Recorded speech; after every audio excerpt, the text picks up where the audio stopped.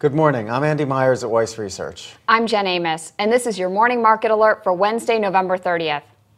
A move by China's central bank is boosting stocks around the world, helping U.S. futures and European markets erase earlier losses. The People's Bank of China cut the amount of money that the nation's banks must hold in reserve in order to boost liquidity and help support the economy. The reserve requirement ratio was cut by half a percentage point, the first such cut since December of 2008. In fact, China has raised the requirement 6 times this year. Investors are also reacting positively to the latest developments out of Europe. The region's finance ministers agreed to the terms of 2 possible options for expanding the Eurozone bailout fund, and they approved the next round of international aid to Greece.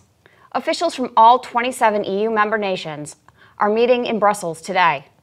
U.S. stocks are coming off a mixed session yesterday, and until the move by China's central bank, it looked as if we would see losses this morning, thanks to a move by Standard & Poor's. The ratings agency downgraded 15 global banks last night after applying new revised criteria to the financial institutions.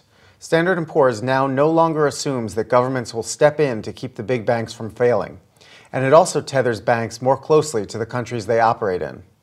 Among the companies who saw their ratings cut were the 4 biggest U.S. banks by assets: JP Chase, Bank of America, Citigroup, and Wells Fargo. Be sure to keep an eye on those stocks today. In all, the new criteria affected 37 banks, but Standard & Poor's said that more lenders will face ratings changes in the coming months. The U.S. labor market is back in focus this morning as investors digest the latest data on November hiring. Payroll processing firm ADP said that private sector employers added 206,000 jobs this month, a much better number than expected.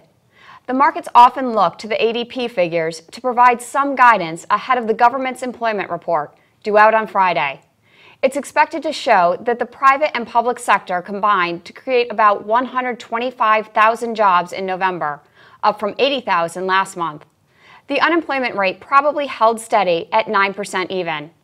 Also on today's economic calendar is a reading of third quarter productivity. We'll bring you those numbers after the opening bell. Then later this morning, the Institute for Supply Management will release its Chicago Purchasing Managers Index, which measures manufacturing activity in the Midwest. Then, at 10 a.m. Eastern Time, we'll get a look at pending home sales for October. Turning to corporate news, keep an eye on shares of AT&T this morning. It signed a new contract with China Telecom to expand internet and voice services to multinational companies in China. Raytheon may also see some gains at the open.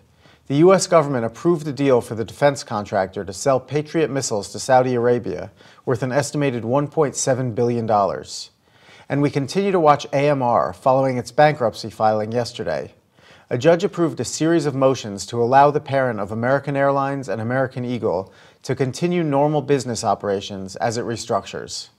That's the latest from Weiss Research. We'll be back after the opening bell with all the market reaction.